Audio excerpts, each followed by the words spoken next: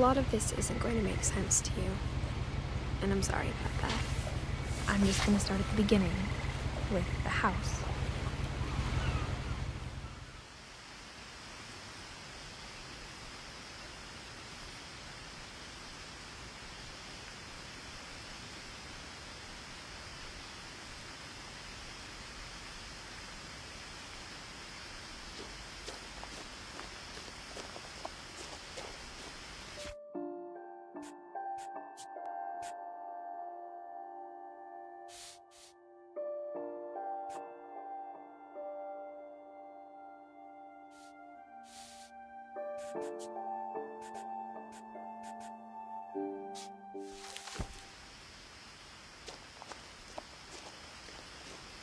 I lived here until I was 11, but I wasn't allowed inside half the rooms.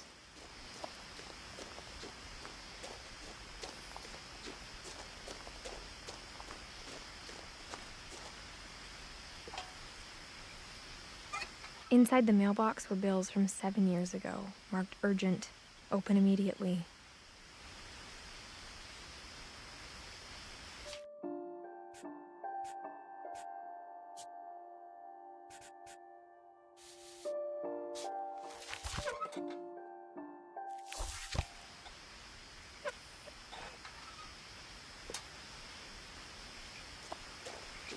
I hadn't been back since my brother Lewis's funeral.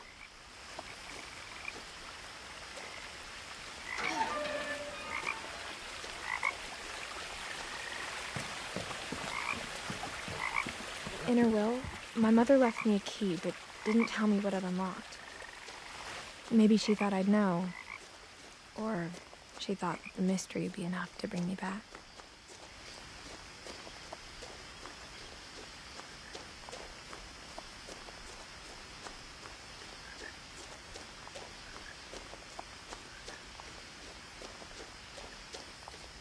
No one had driven this way in a long time, but I saw a few hoof prints.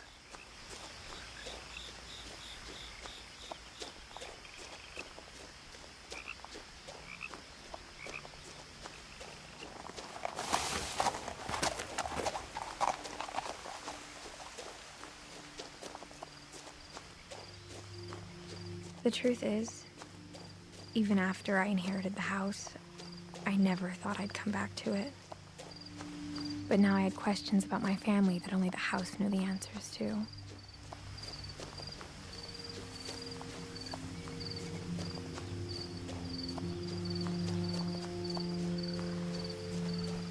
The house was exactly like I remembered it, the way I'd been dreaming about it.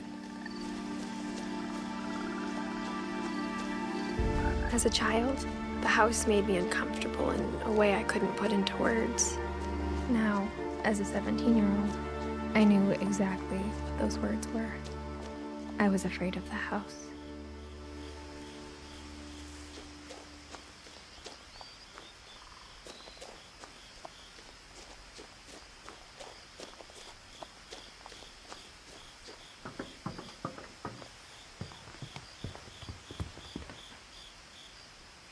I hoped the key might unlock the front door. It didn't.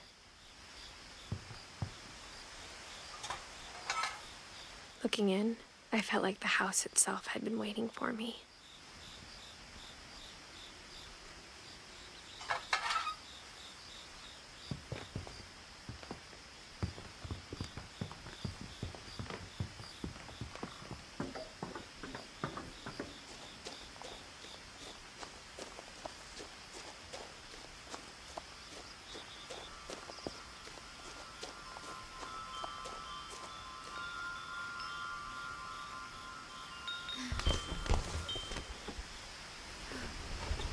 Crawling through the doggy door used to be a lot easier when I was 11.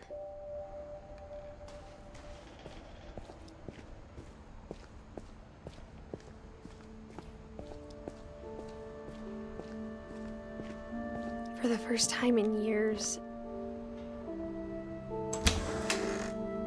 I felt like I was home.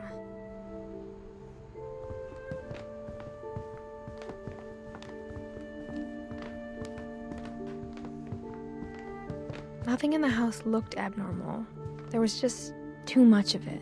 like a smile with too many teeth.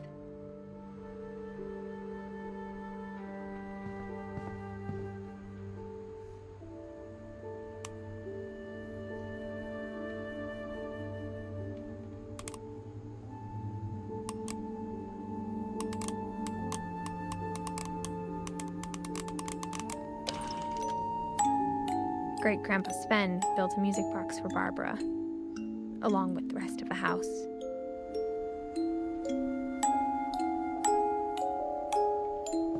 Mom always told me to stay out of the basement, so I wasn't too surprised when the key didn't fit.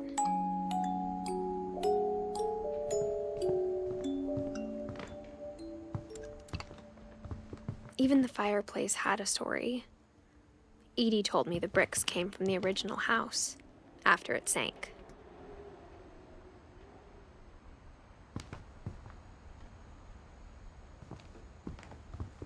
The table was still a wreck from the night we left. It was like a bomb had gone off, killing everyone but sparing the furniture. My mom was the only one of us who could imagine Great-Grandma Edie living in a nursing home.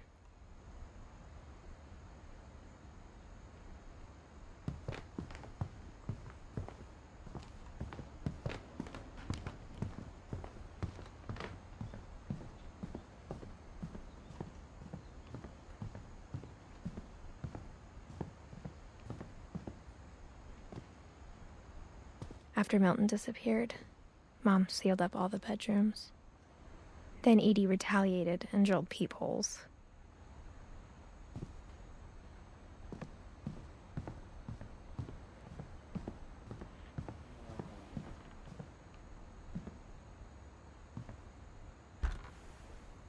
My Grandpa Sam spent 7 years sharing a room with his dead brother, Calvin.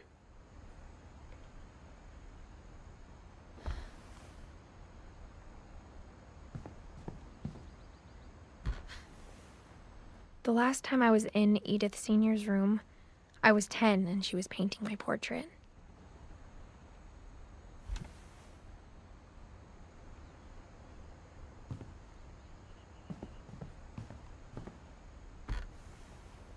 As a kid, I just assumed every house had peepholes and sealed rooms you weren't allowed inside of.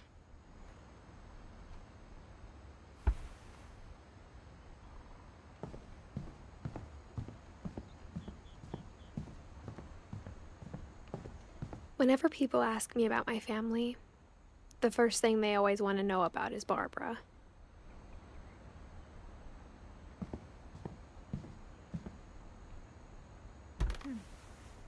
Barbara was a child star for 2 years, until America grew out of it.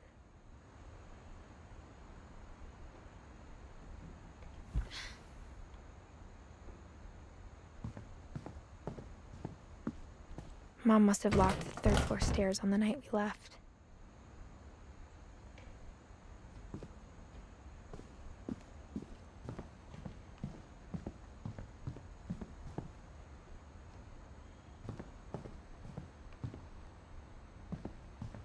I spent a lot of time playing in Great Uncle Walter's room. I think my mom sometimes regretted not sealing it up.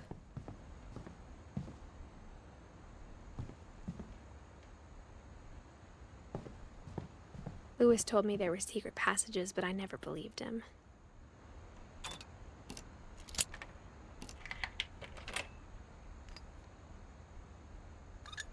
Turns out, my mom was really good at keeping secrets.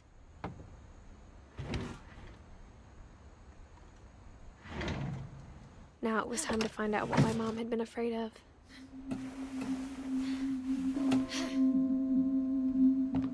Reading this, maybe it sounds like I had a plan.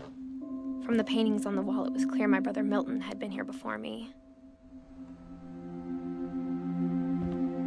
But I had no idea what was behind that door.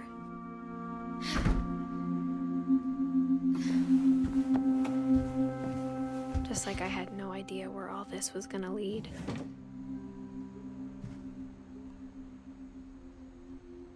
I grew up looking at Molly's room through the peephole.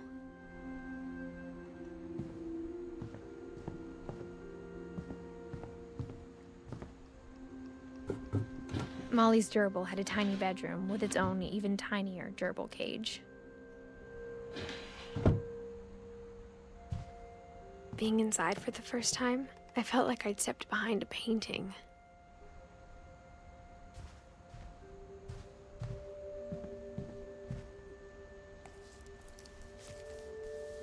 December 13th, 1947. Dear Diary, I'll be gone soon, but I wanted to tell somebody about what's gonna happen. It started when Mom sent me to bed without dinner. I woke up and I was starving, so I looked around for something to eat.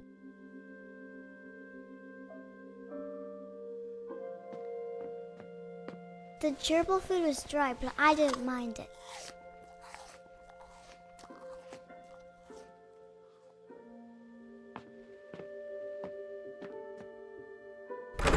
Mom, can I come out now? Sweetheart, it's late. Go to sleep.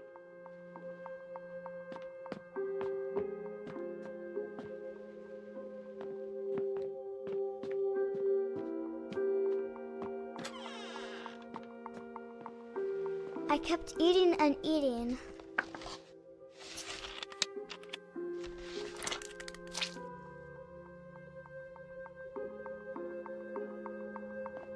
I ate a lot of things that night.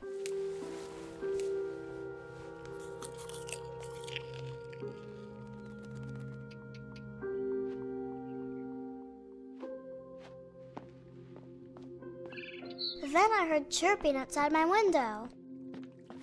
It was a barn swallow going back to her nest. I reached out for her.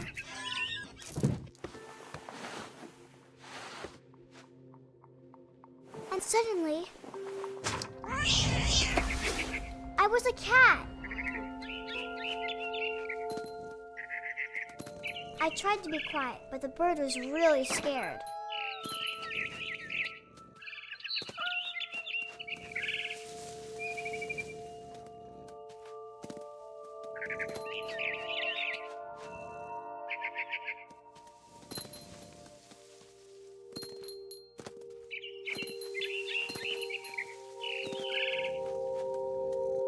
I jumped and I almost got her.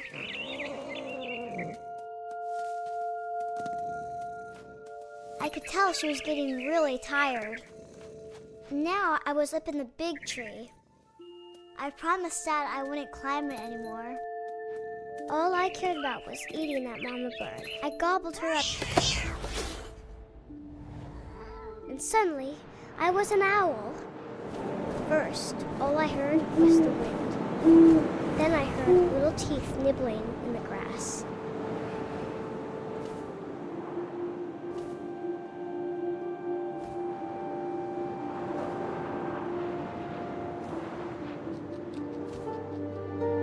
Rabbits.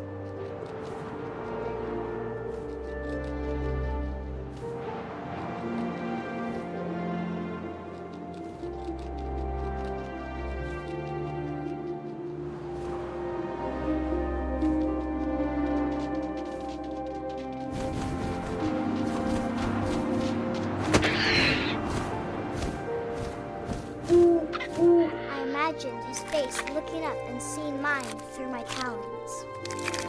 I swallowed him up, and I didn't chew one bit. Then I flew off to find something bigger.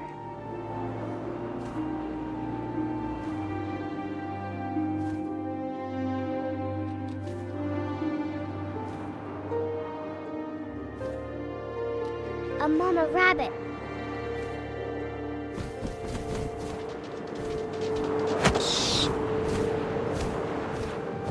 She was almost too big to carry. I started choking, but I couldn't stop eating. And suddenly, I was a shark.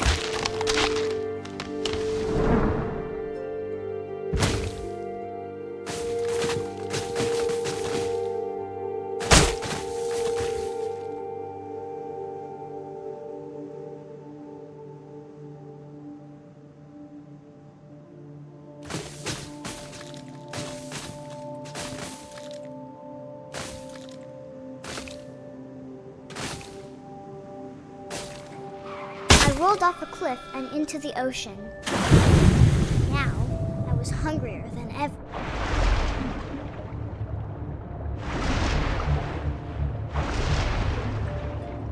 I wanted fat, juicy seals.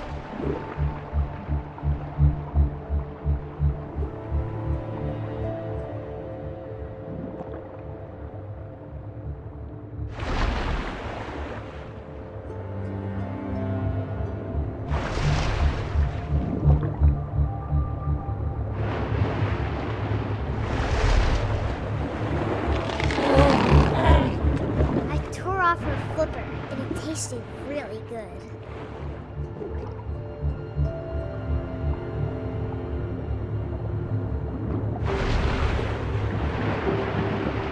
I grabbed on tight, but I was so hungry, I jumped out of the water. When I opened my eyes, everything had changed.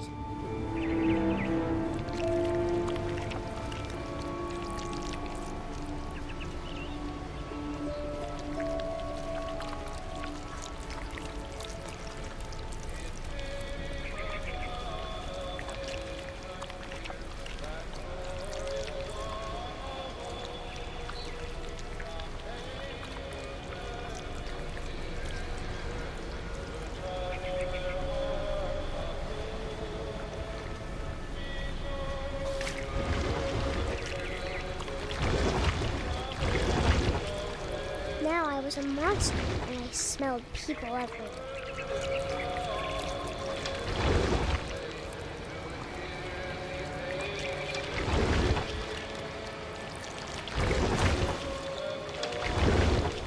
I was big, but I moved real quiet.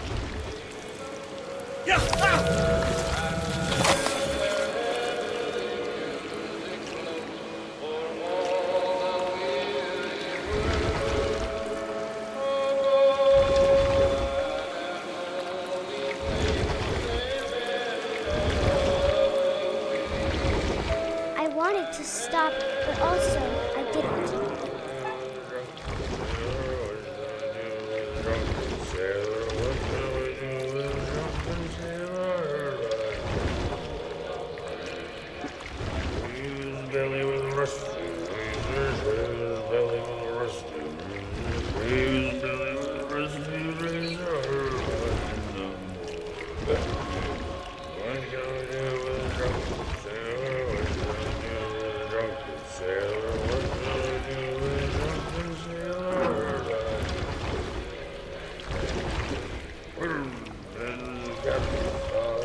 After the last passenger, I was still hungry. And across the water, I smelled something new. Something I had to have, so I swam towards it.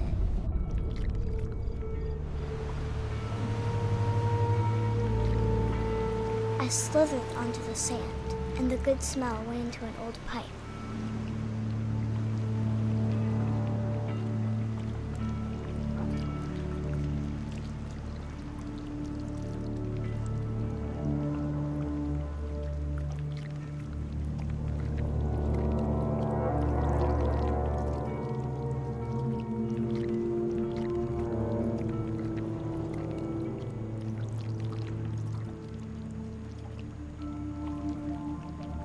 I got closer and closer.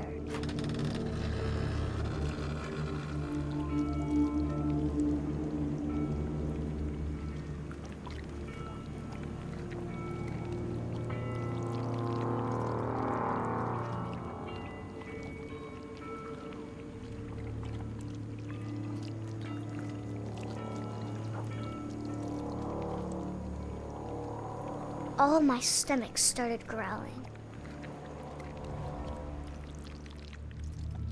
And suddenly, I was me again.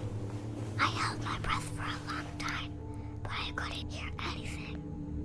I think it's waiting for me to fall asleep. But it's not going to wait much longer. It needs to feed, and we both know I will be delicious.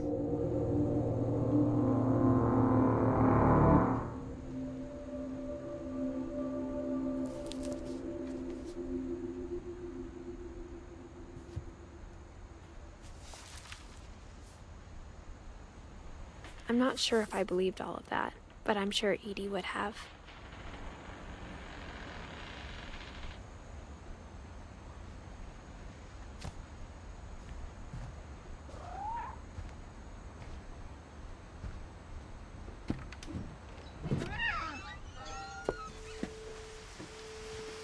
This will be obvious later, but my mom never told me any of these stories.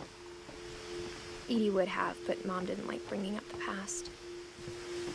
Though, when we adopted a stray kitten, she was the one who named it Molly. I spent a lot of time in Great-Grandma Edie's room. When Edie told people Sven was killed by a dragon, she could also have said he was building a dragon-shaped slide that collapsed. She could have, but she didn't.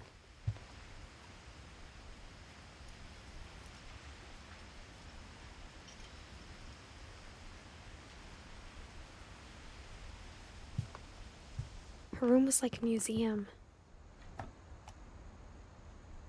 For 500 years, the Finches have been famous throughout Norway for their fortune and misfortune.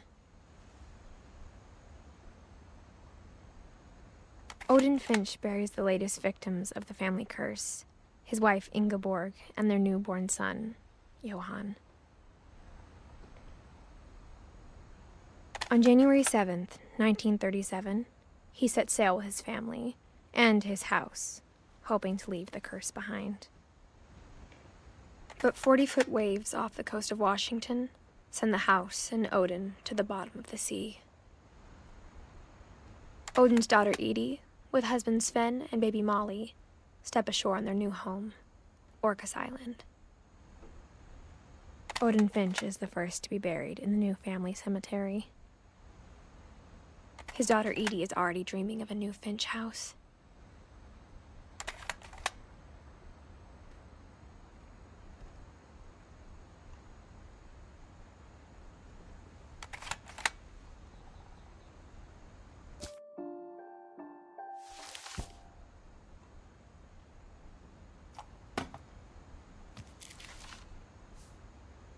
Whatever's wrong with this family, it goes back a long ways.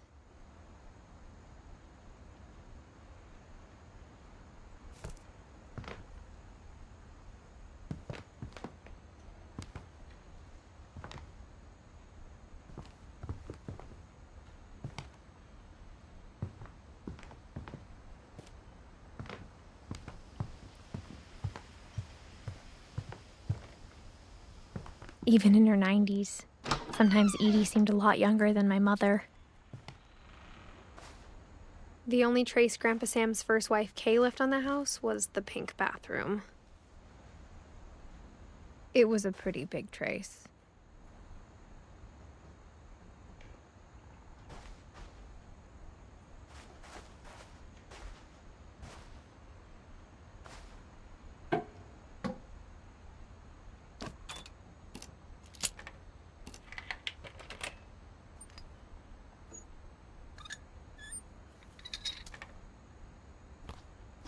There's a secret in this bathroom. It's in the last place you would look.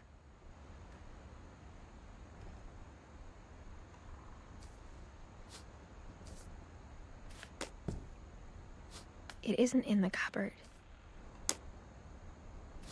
It's hidden in this book.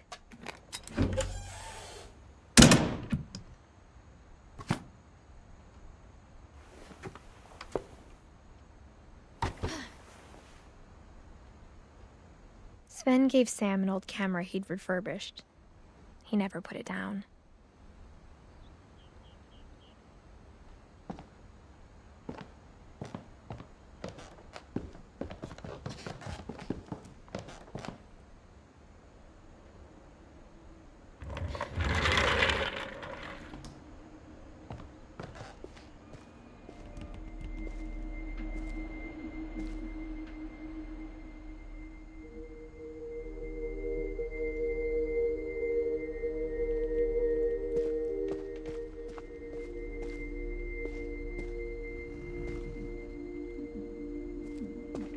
I knew Grandpa Sam had a twin, and that he never talked about him. I guess my grandpa didn't like history any more than my mom did.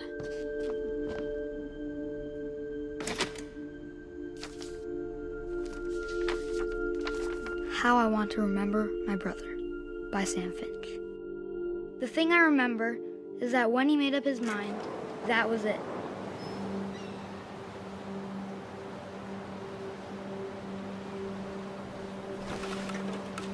My brother said he'd die before he ate another mushroom, and he did. At Barbara's funeral, we swore we'd never be afraid again, and he wasn't. I think Calvin always wanted to fly.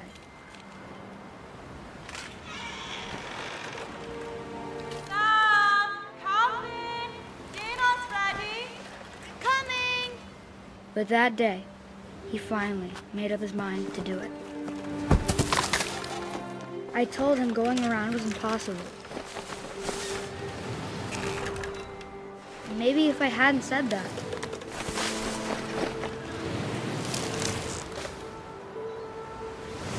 Calvin! I'm not gonna tell you again! maybe if the wind hadn't picked up, then maybe he'd still be here. But I doubt it. I think he'd already made up his mind. That's what I want to remember about my brother.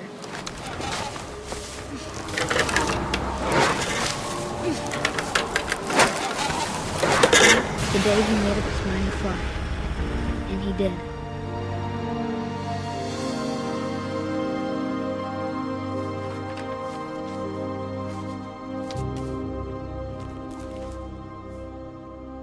Calvin's story felt strangely familiar. When I was younger, I remember trying to do the exact same thing.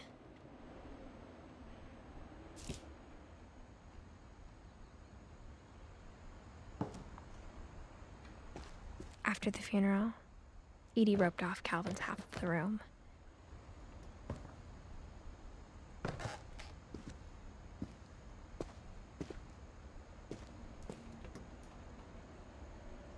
Mom said Grandpa Sam enlisted at 18 and never set foot in the room again.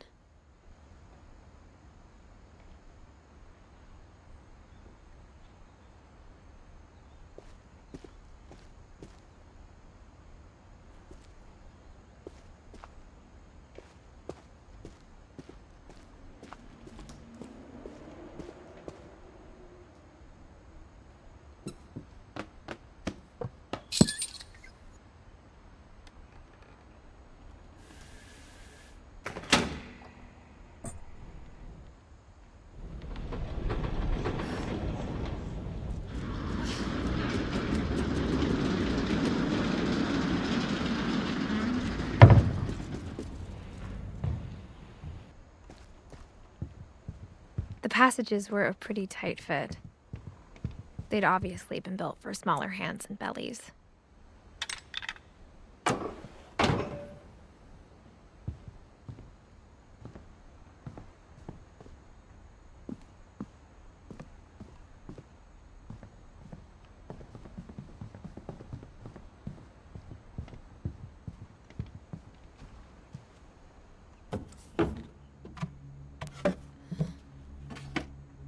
Growing up, I always thought of Barbara as a child star.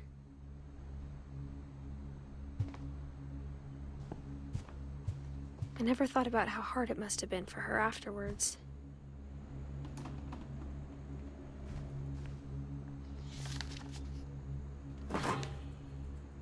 Of all the stories people wrote about Barbara's death, I'm surprised Edie saved this one.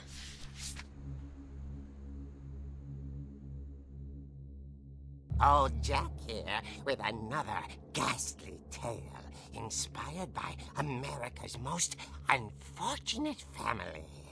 I'm calling it The Surprise Ending of Barbara Finch. As a child star, Barbara was famous for her scream. Now at 16, she was all washed up. A has-been. But in a lucky break, she'd been asked to perform her signature scream at a local convention for monster movie fans. It was just the boost her career needed. Unfortunately, her scream hadn't aged well. Getting better. I think you just need the right motivation. Her biggest fan and current boyfriend, Rick, was about to demonstrate when... Now that was a great scream. It was Barbara's father, Sven. He'd slipped into a table saw and had to be rushed to the emergency room. So Barbara got stuck babysitting her youngest brother, Walter. Her convention comeback was cancelled. Okay, I'm hearing frustration, but I'm not hearing terror. What if I tried... A gang of hoodlums in Halloween masks have been terrorizing Orcas Island tonight. Police are urging residents to... That came from the basement. You're right! Also, I loved your delivery on that. Why is your basement door locked? Because my dad likes making puzzles and secret passages. There's a key hidden in the music box. The secret is to keep winding and winding until finally the key pops out. Thanks, babe. I'll be back in a sec. 20 minutes later, Rick hadn't returned.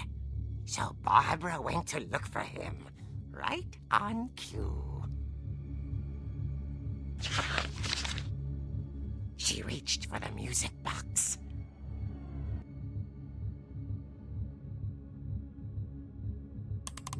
And as she wound the key, she listened for Rick, but the house was silent.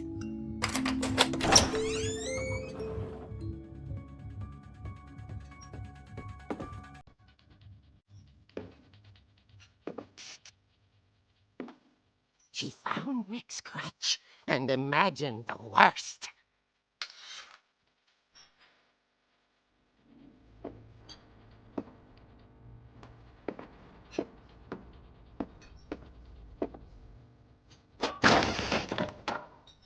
The gang's leader is the infamous Hookman Killer, Dr. Carl Hamill, who impaled and then ate his family 10 years ago tonight.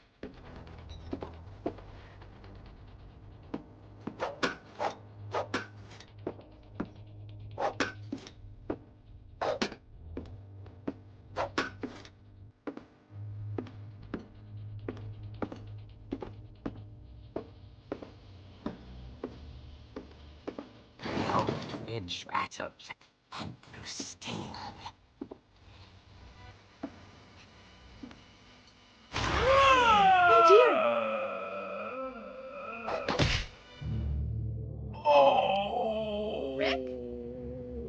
Barb, relax. I was just trying to scare you to help you find your scream. Well, I'm not scared, Rick. I'm furious. Then act furious. All I'm getting from you now is that you're hurt and confused and She threw him out, but she kept a little something to remember him by. Barb, have you seen my other crutch?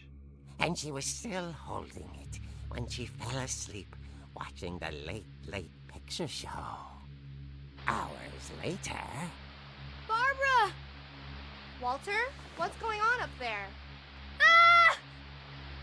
Okay, I'm coming up, but if this is a trick, you're dead, Walter.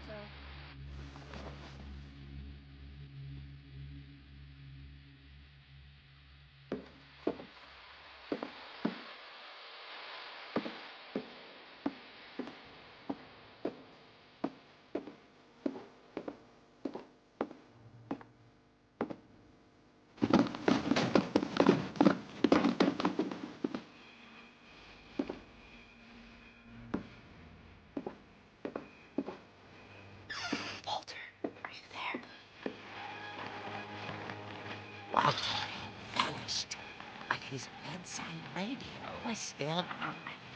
Orcas Island police describe the man as 6 feet tall, with a steel hook for a hand. Residents are urged to lock all doors and windows and notify the police of any suspicious activity. Barbara turned, saw the hook man, and... was speechless. He was quite smashing.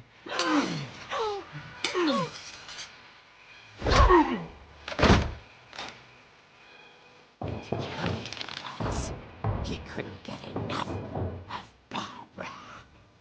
Okay, Barbara, there's gotta be another way out of here.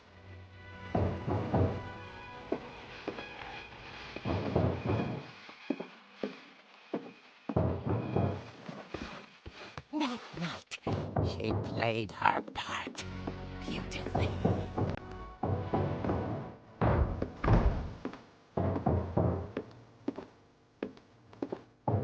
She thought about abandoning Walter, but just couldn't do it.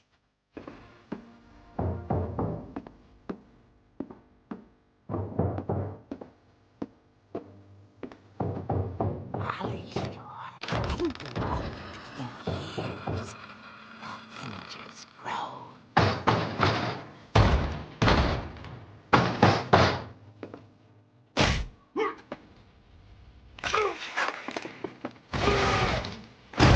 He wasn't moving, but she sensed the story might not be over yet.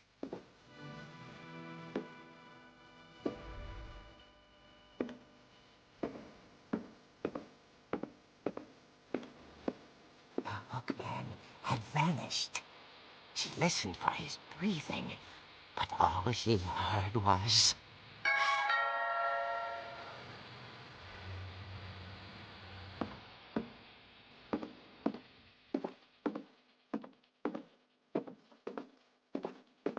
Someone at the door was dying to speak to young Barbara. At the door, she heard whispering. It was coming from inside the house.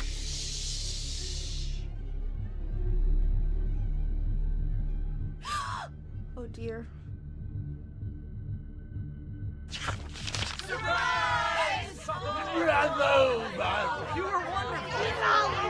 The monsters had come to surprise her. For Barbara, it was a dream come true. Then she saw what kind of monsters they were, and she realized what was about to happen. She was going to be famous. And with her final breath, Barbara Finch gave the performance of her life.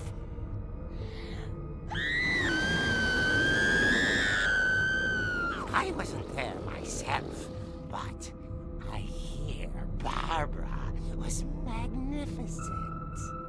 Poor girl. She had a taste for stardom. But unfortunately, so did her fans. Of course, the police blamed it all on poor Rick, who disappeared the same night. And little Walter? Hiding under his bed the whole time. He took it all pretty hard, but that's another story. As for Barbara, tucked inside the music box is all they ever found of her. Her ear. Now that's what I call a real eerie tale.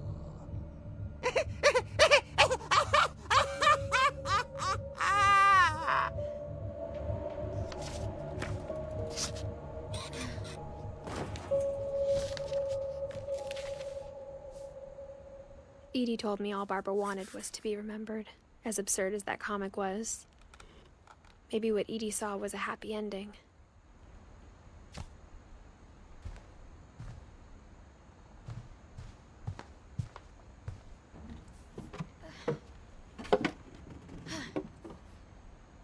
I guess now I know why Mom didn't like me playing with the music box.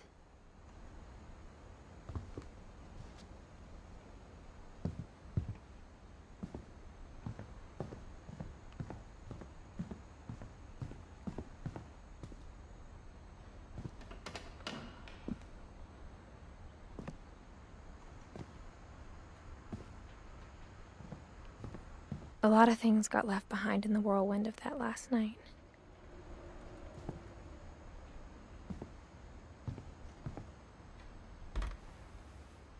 Edie told me once that every Finch who ever lived is buried somewhere in the library.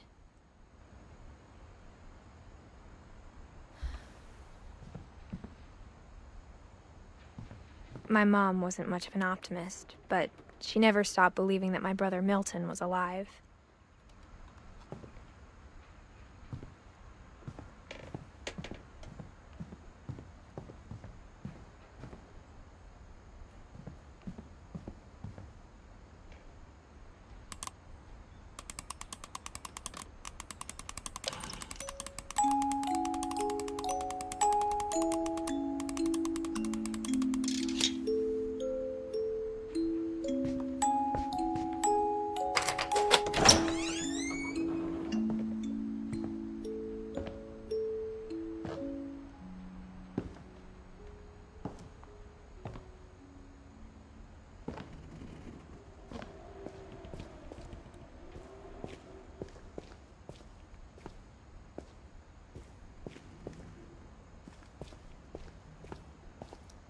Mom said the basement was off limits, unless I wanted another tetanus shot.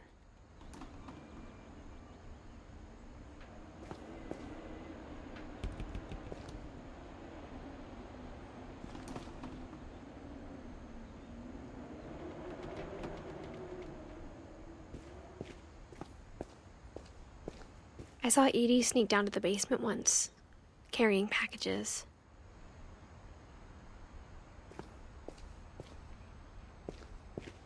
I thought maybe she was hiding presents.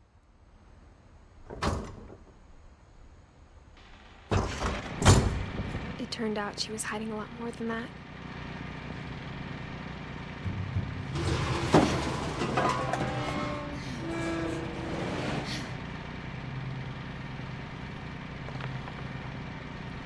I remember asking Mom once about where Walter had gone.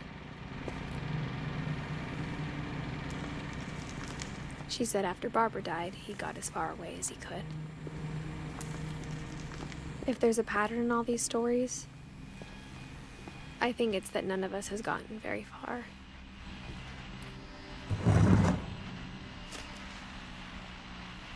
Goodbye, everyone. I can't believe I've been down here for 30 years. On that first day, after the shaking started, I didn't think I'd survive a week.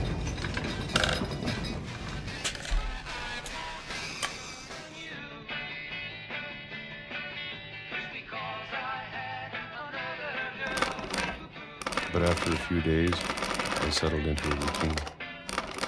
That's what kept me sane.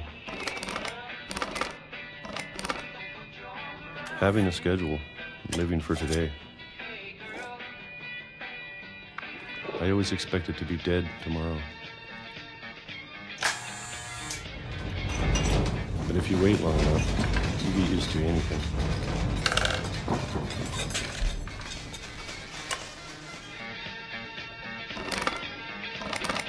Even a monster on the other side of the door starts to feel normal. Almost friendly.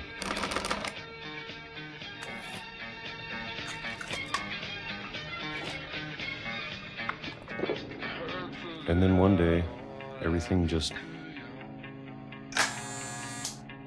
stopped. Whatever that thing was, it was gone. Maybe it got tired of waiting.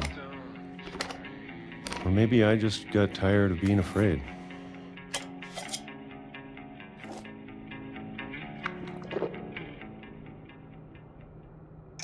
It's been a week now, the longest in 30 years. I'm done waiting. I have to leave while I still can.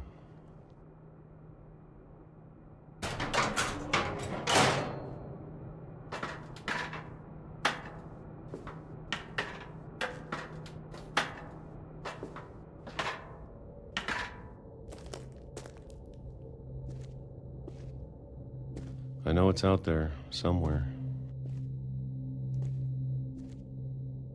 Whatever killed Barbara and Molly and Calvin Maybe this is all a mistake. But I need to stop living the same day, even if it kills me.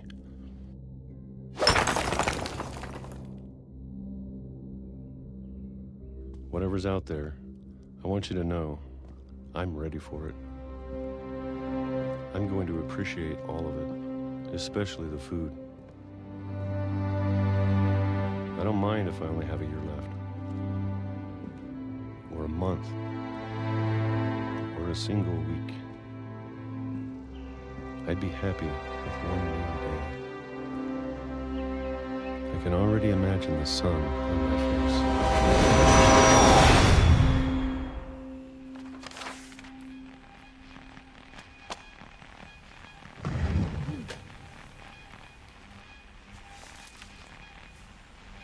Walter died when I was 6. I can't believe my mom never told me he was down here.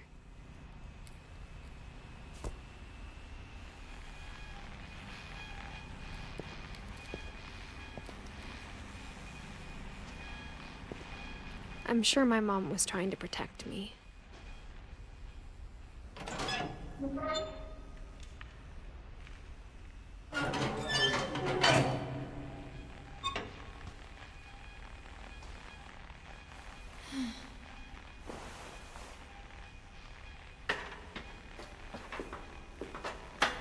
Maybe she was afraid I'd end up like Walter. But if she never told me about an uncle under the house, I can only imagine what else she was hiding.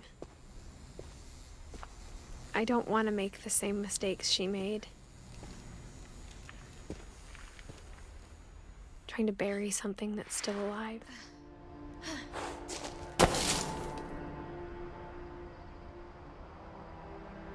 Now that there's only one of us left, or maybe 2, I thought it was time I heard the stories for myself and found out what happened to everyone else. But now I'm worried the stories themselves might be the problem. Maybe we believed so much in a family curse, we made it real.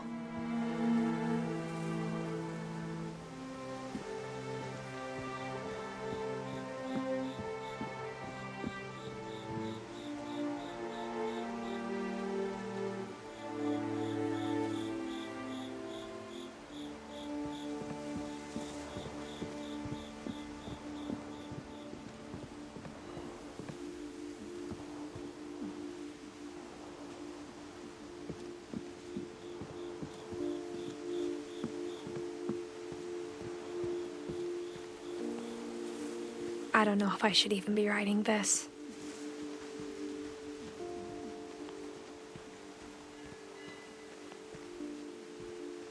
Maybe it'd be better if all this just died with me.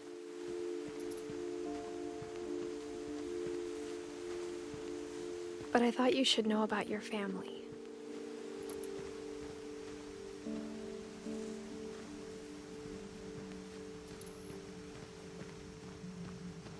And the history you're a part of.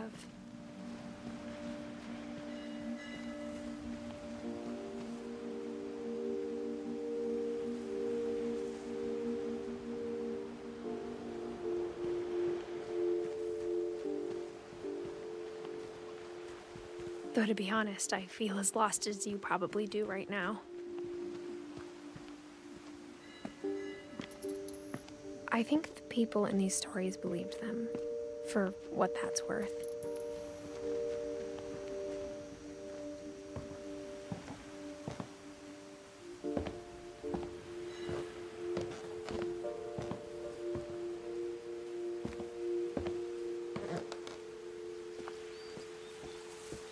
And when you look at the house, that history of imagination and stubbornness and madness,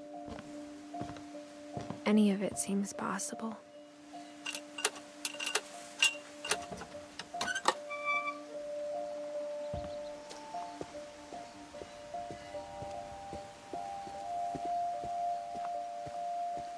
I think we've been surrounded by death for so long, we've just gotten used to it. What kind of family finishes building a cemetery before starting the house?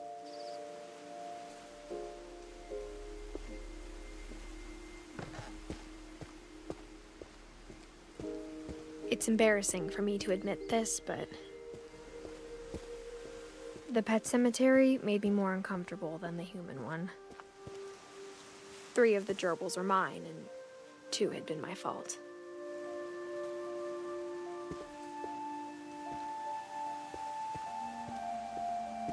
Sven built the house, but it was Edie who designed the cemetery.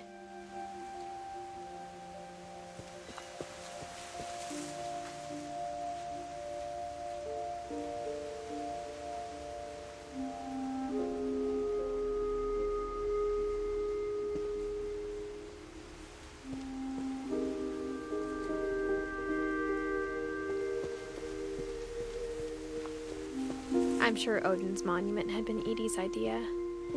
My mom was always trying to move on, but for Edie, the past never went away. She could see it poking out of the water at low tide.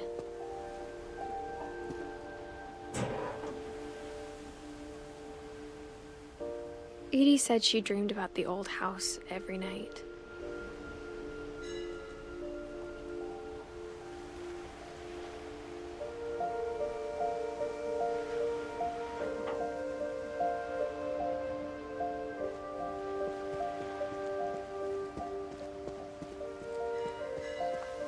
Edie's side was always easier for me to understand.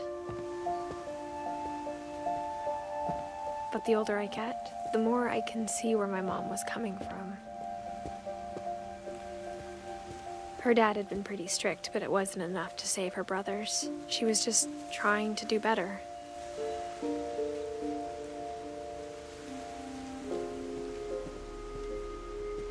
She lost 2 of her brothers, just like I did. I get why she tried so hard to protect us. We never found Milton's body, so my mom insisted we were putting up a monument, not a tombstone.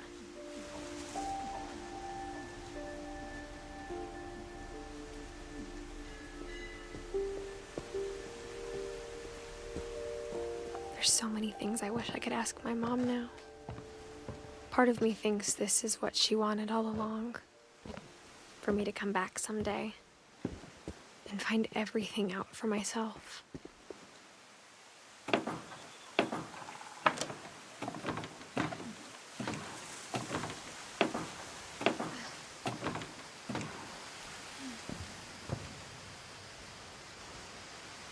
But looking back on it now,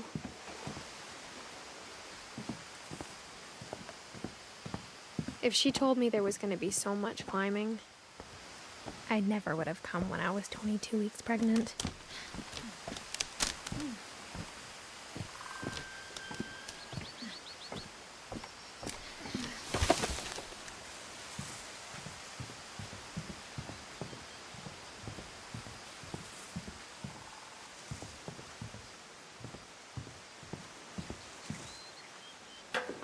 I never met Grandpa Sam, but I think he and my mom had a lot in common.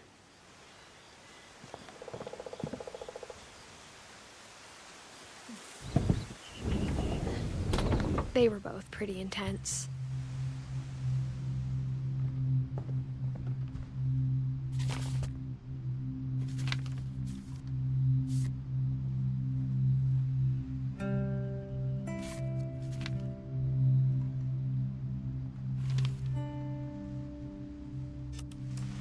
Dawn, I promise, you'll never forget this weekend. Yes, sir. These memories are gonna last a lifetime. Am I gonna have to shoot anything? It's a hunting trip, Dawn. Shooting is strongly encouraged.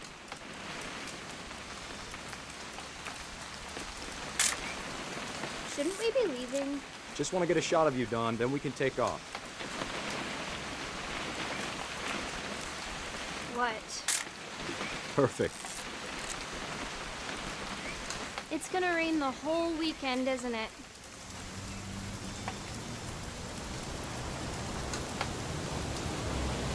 please just take the damn picture? Hey, language. Did you want to get a picture of me or what? I will never forget this weekend, Dad. That's the spirit. Okay, got it. I'm gonna take some pictures, okay? Just be careful. The camera's older than you are.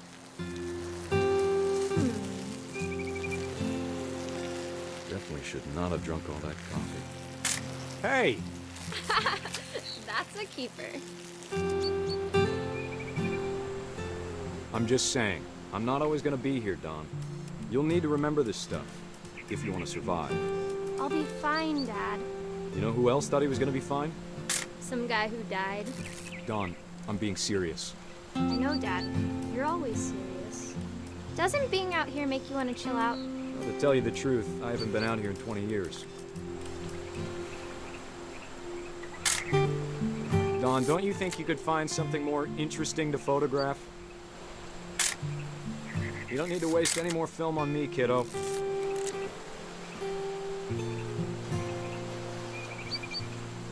Last time I was with my brother Calvin. Man, that was a great trip. Your grandpa Sven taught us how to fish, how to build a fire. We found an old logging trail. There were deer everywhere. I bet if I could remember where that trail was, we'd spot a buck for you in no time. Give me a minute to check the map.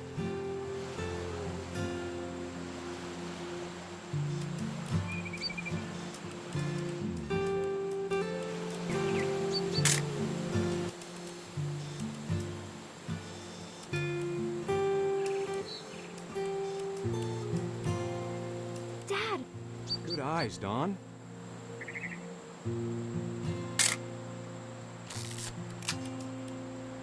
Before you take the shot, let me get a picture of you. Dad, I... Just... Let me get behind you. Do I have to do this? Don, you don't have to do anything. But if you want to survive... Great shot, Don!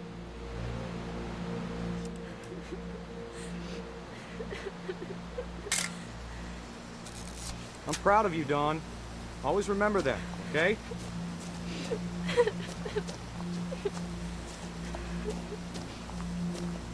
Dad, it's twitching. I think That's it's totally so- normal, Don. Just focus on the camera. Try not to think about... Dad!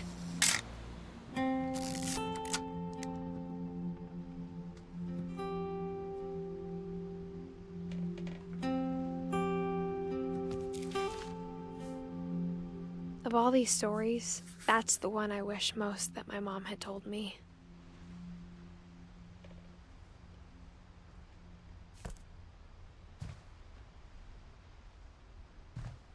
Sam spent his life shooting photos, but Mom said he got nervous being in front of the camera. I guess we're all afraid of something.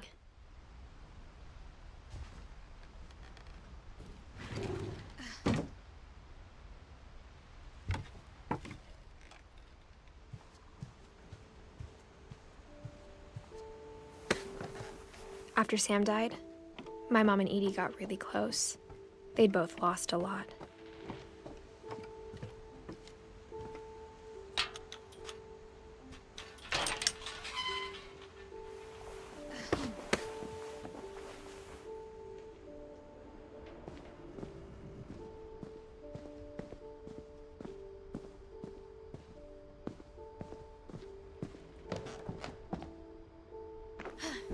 My mom moved up to the loft after her brothers died. At the time, it was as far away as she could get.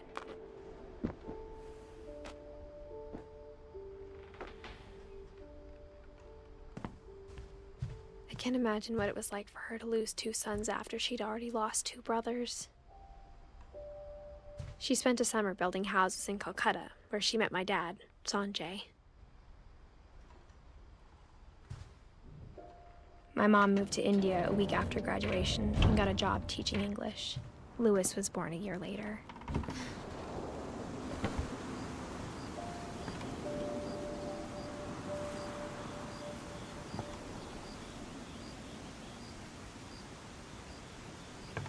When my dad died, I don't think Mom knew where else to go. I'm sure Edie was happy to have her back. The house had to get a little bigger, but Edie was used to that. And for a while, things were good. Almost normal. But it didn't last. The beginning of the end was Milton's 10th birthday, when Edie gave him a castle.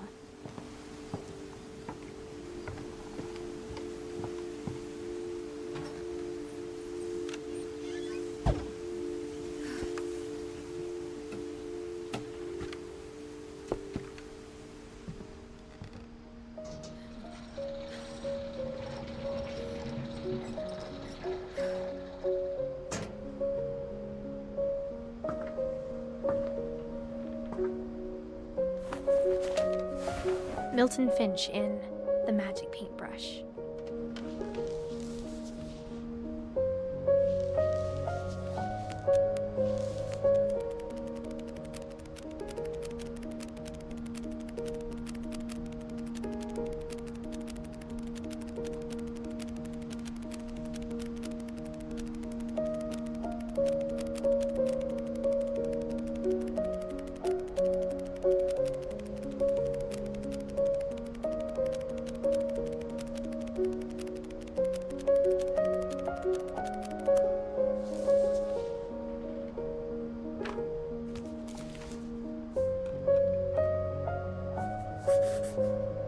I was 4 when Milton disappeared.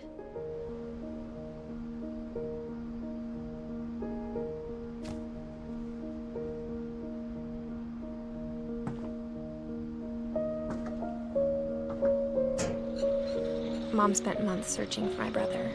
Then she sealed the doors.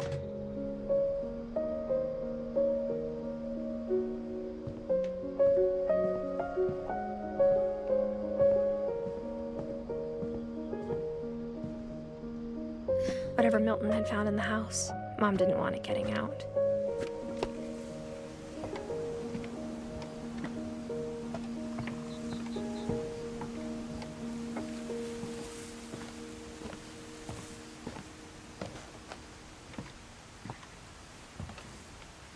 Mom definitely blamed Edie, but I think Lewis blamed himself. After he graduated, he just spent more and more time in his room. Until Mom got him a job at the cannery.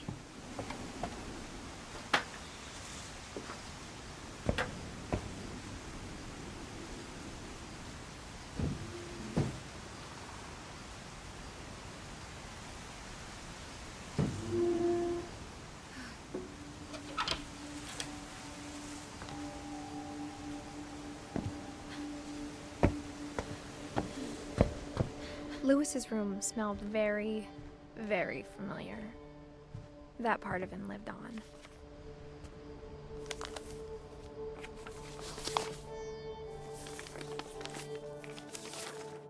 Dear Mrs. Finch, as Lewis's psychiatrist, I can understand your desire for an explanation. As I see it, the trouble began in January, shortly after we convinced your son to seek treatment for substance abuse. Newly sober, I believe Lewis first noticed the monotony of his daily life.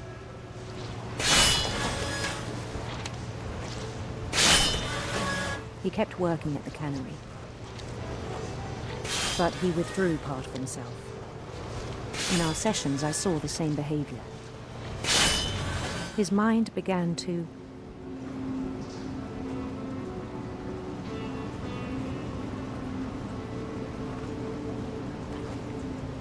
wander. I asked him to describe it. He said he started small, imagining a labyrinth. He'd feel his way about. Then something moved. Bats. And toads.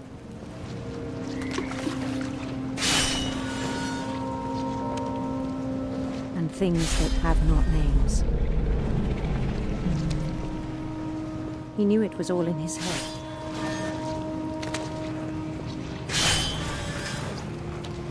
But he took it very seriously. I had hoped he'd find himself.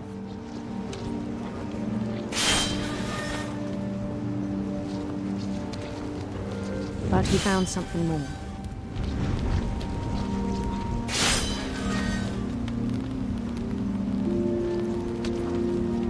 I worried about him then, daydreaming at the cannery. I spoke with his boss, but he said Lewis had become a model employee. Methodical, tireless, focused. Like a whole new Lewis. So I let him go on.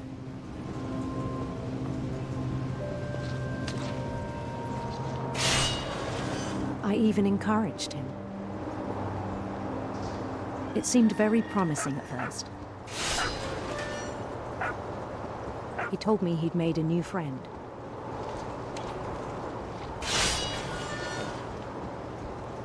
On the edge of a city he named Lewis Topia. He built the city up slowly, brick by brick.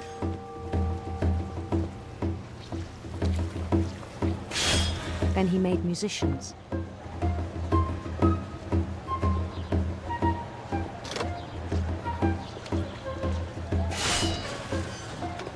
And songs for them to play. He talked about starting a band. And he was always humming something. Every day his imagination grew stronger.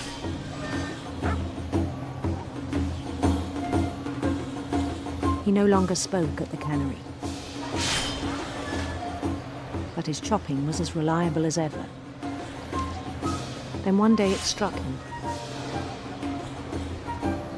that all the cheering crowds, even the stones under his feet, were all in his imagination. So he could do whatever he wished.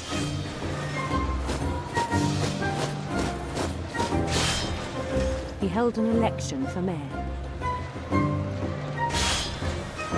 And he won. They begged him to stay, but his mind was already wandering. It became a game for him.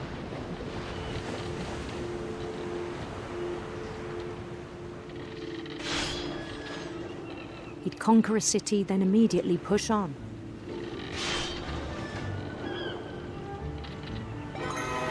New Louisville.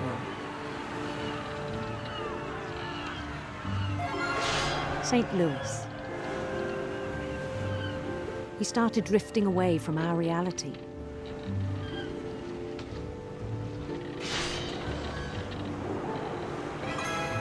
Minneapolis, until one day he forgot to go home from the cannery. Even as his mother pleaded with him, part of Lewis kept sailing on.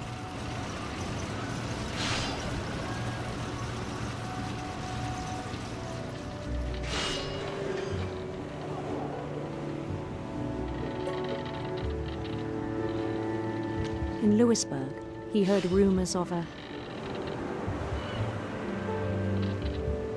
beautiful prince.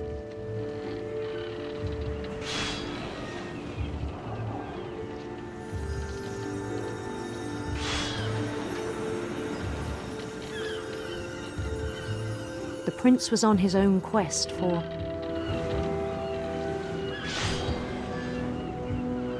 sinister serpents.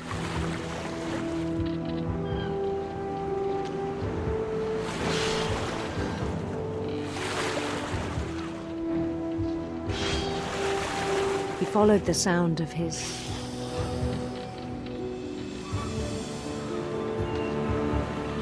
silver harp.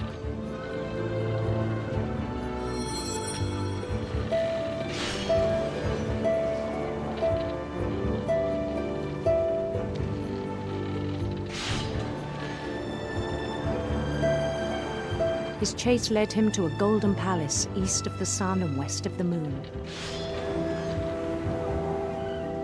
Even then, his logic remained sound. He knew the world was all in his imagination.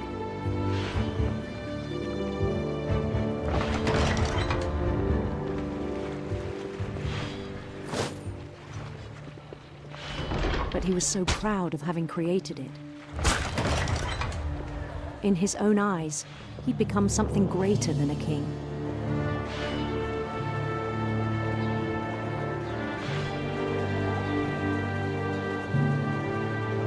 For someone who'd never known success in the real world, I think it was overwhelming.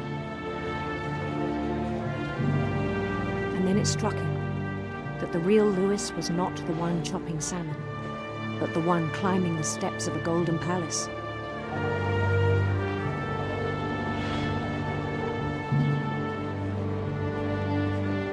My imagination is as real as my body, he told me. It was hard to argue with him.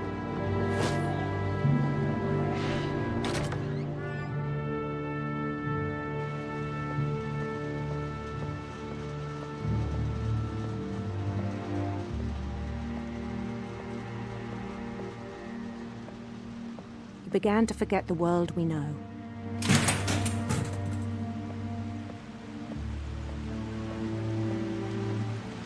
I think it pained him to remember Lewis, the cannery worker.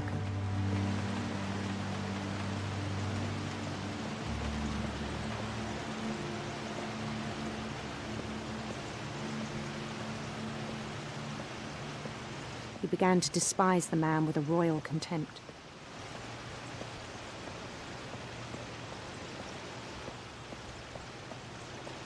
I still thought I could save him. Even after he said he was being crowned king over all the lands of wonder.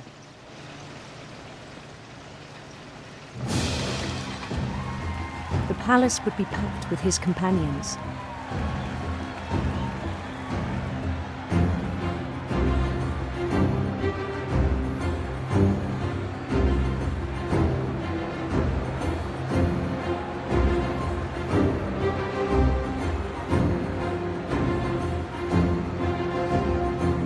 Including the wise Calico who'd insisted on inviting him.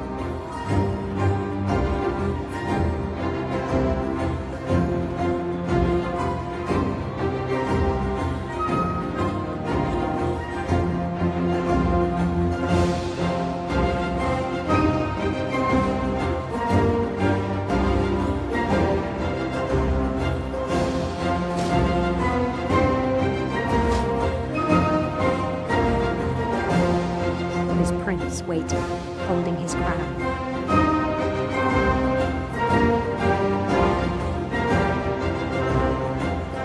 There was only one thing left to do.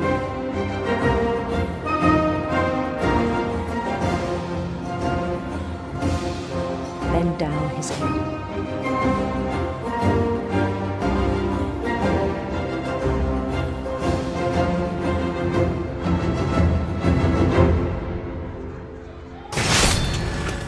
I think you know. Mrs. Finch, your son was a kind man who will be missed by all of us who knew him.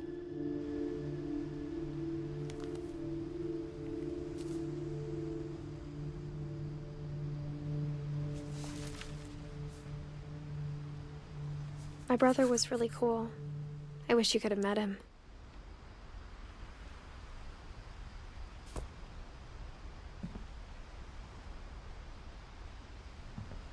Lewis and I spent a lot of time playing games together, but he was surprisingly bad at them. He died a lot.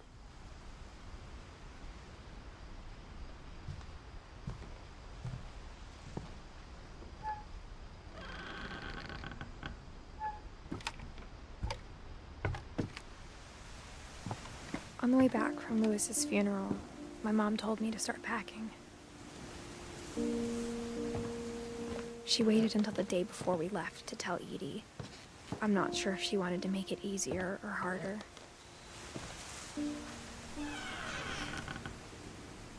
I wish we'd stayed.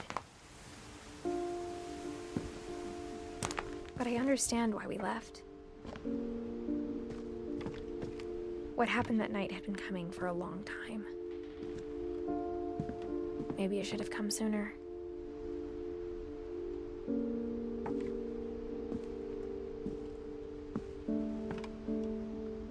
But it had to end one way or another.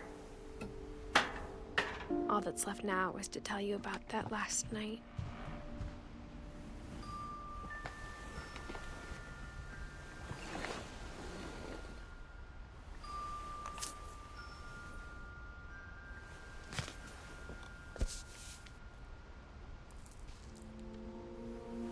That whole last day, Edie just watched us pack and didn't say a word. Until supper, when she raised her glass and said, "To our final night together, and all our final nights apart."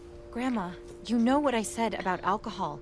Some of your medications are very Edith, specific. I left a present for you in the hallway. Why don't you go open it? The grown-ups have to argue now. I'm sorry, you're right. We're all leaving tomorrow. Let's just enjoy our last... I'm not leaving. Edith, you're excused.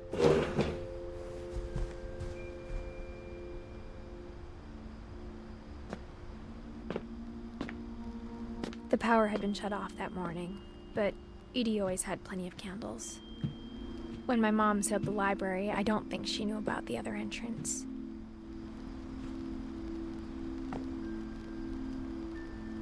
Or that Edie had a key to it.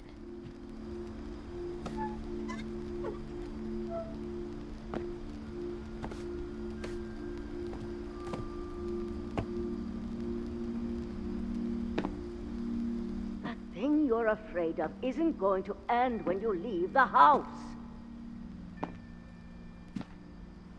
Edith has a right to know these stories. My children are dead because of your stories. I think it's best if Edith and I leave tonight. We'll have the nursing home send a van for you in the morning. Okay? Dear Edith, there's so many stories I wish I could tell you, but there's only time for one. This is about what happened on the night you were born. That night, the tide went way, way out.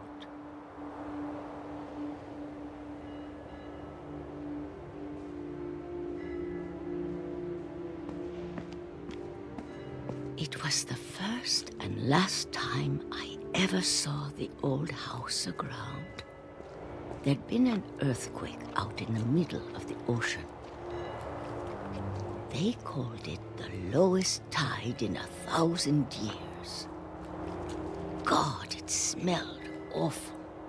You know, I've seen that house every day of my life.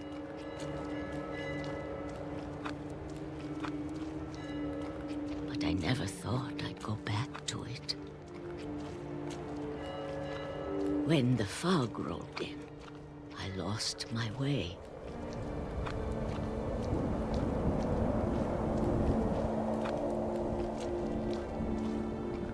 I got turned around.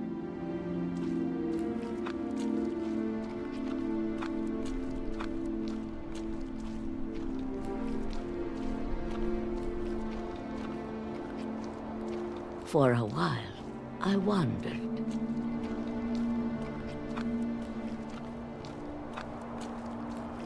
I started seeing things.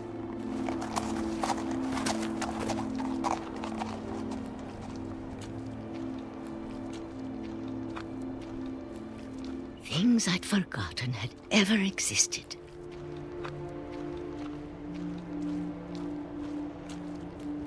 But when I saw them, they felt like old friends. That night, a lot of things came back to me. Or maybe I came back to them.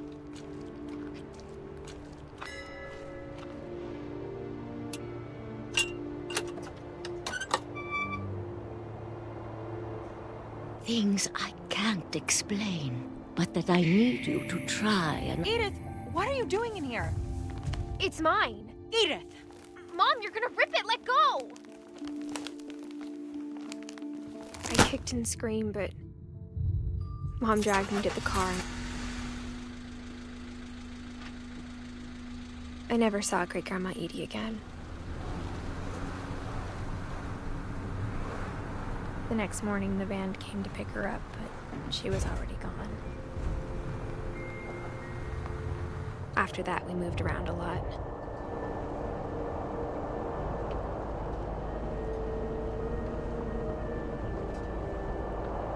We both tried to make the best of it.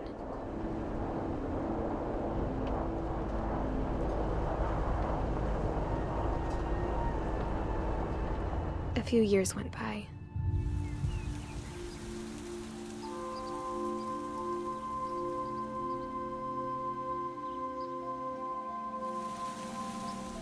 My mom didn't like to talk about it,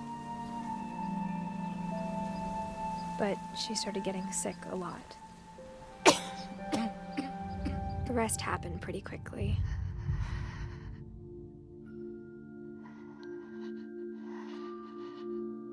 She got better for a while, and then she didn't. And then I was alone.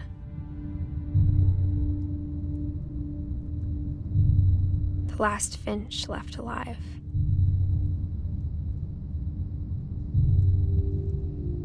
Until I found out about you. I'm still not sure what to tell you about all this.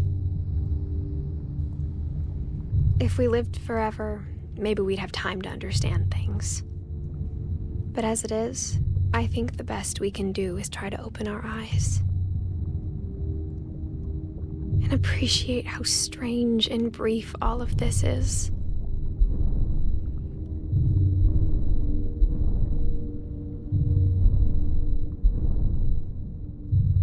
This journal was supposed to be for you. But now I hope you'll never see it. I just want to meet you and tell you all these stories myself. But I guess if you're reading this now, things didn't work out that way.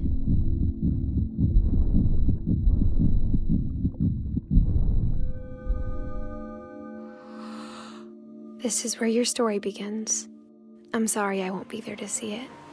It's a lot to ask, but I don't want you to be sad that I'm gone. I want you to be amazed that any of us ever had a chance to be here at all. Good luck.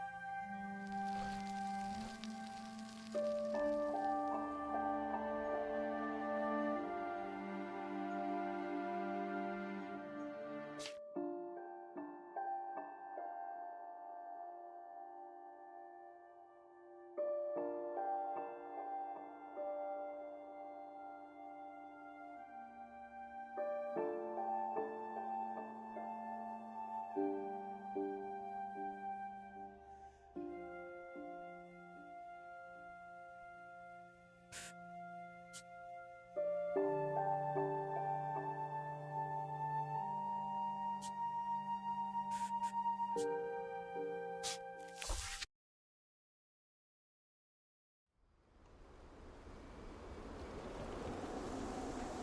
can't imagine my mom ever writing poetry, and yet... A poem for Gus, who always said the wedding was a bad idea. Our father never hit us kids, at least not very hard, before the day my brother said with teenage disregard that he'd be dead before he'd see a wedding in our yard.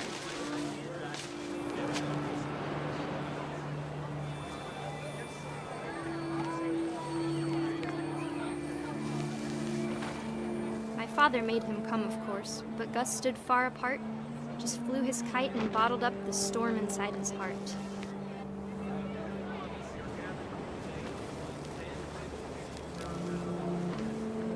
I tried to talk him out of it, but though he'd never met her, we don't need a stepmom were the words that I now pronounce you husband and wife. You may kiss the bride.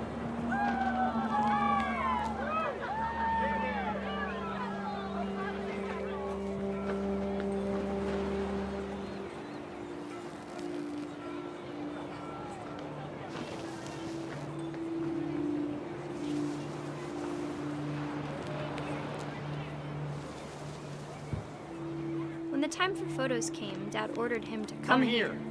But Gus declined, and as a sign held up his middle finger.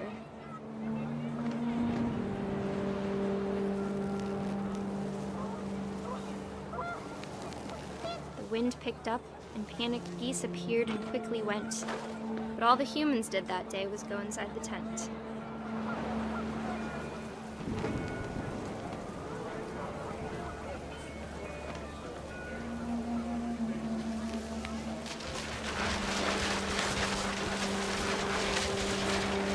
Rain came down in buckets then, but no one seemed afraid that nature might destroy the tent our dad had crudely made.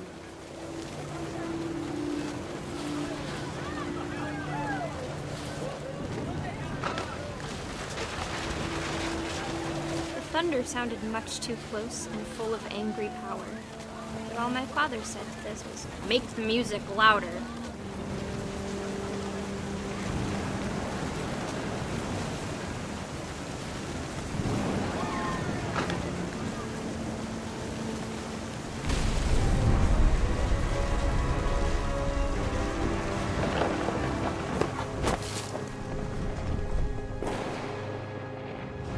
I wish that I could truly say I thought about you on that day. Out there on the beach alone, just you, the wind, the sea, and foam. But I didn't, until we found you.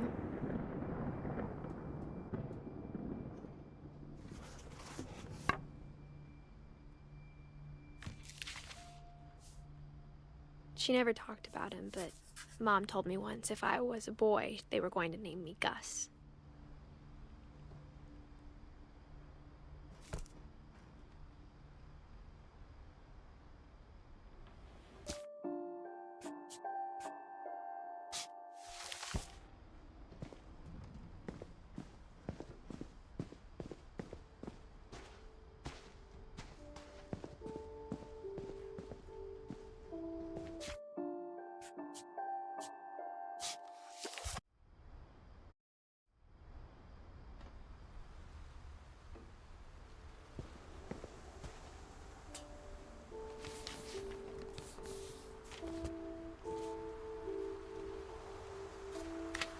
Dear Kay, do you remember the way Gregory used to laugh when he thought he was alone? Like something funny was happening, but only he could see it.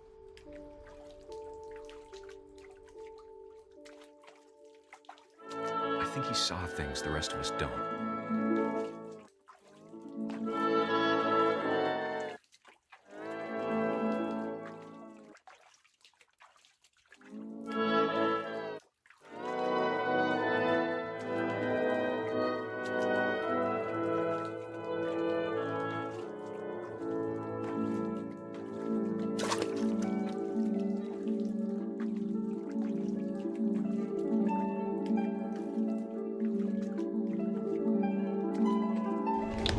Over, Gregory. It's time to...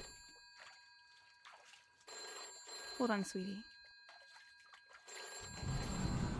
Hello? Sam, I told you I don't want to talk right now. I wonder what he saw.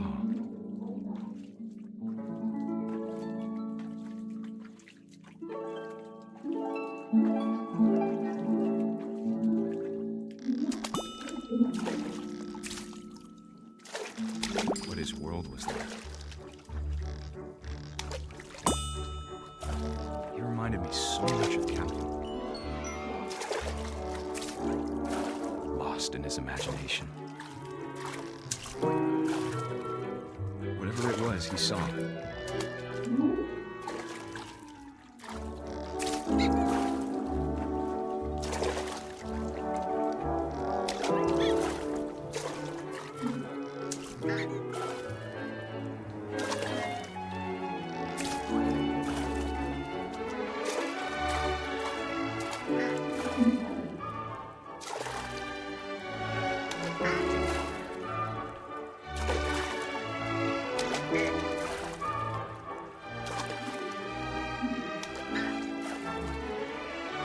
It sure made him happy.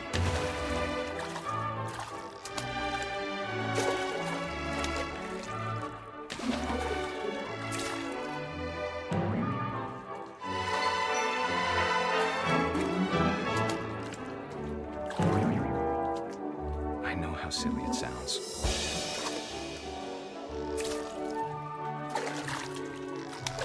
That I worried about a baby being too happy. But I could feel him slipping away. Sorry about that, Gregory. I know you did everything you could. Maybe if I hadn't called that night. Damn it. Hold on, I don't want Gregory to hear this.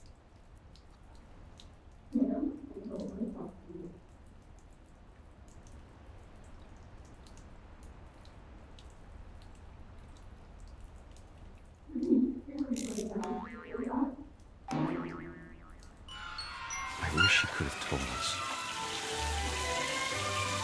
about the world he saw.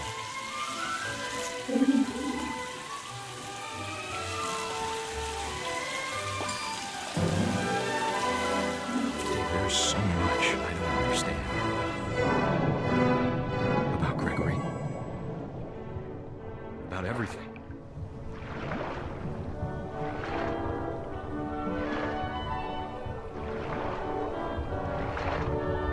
But I know what happened wasn't your fault.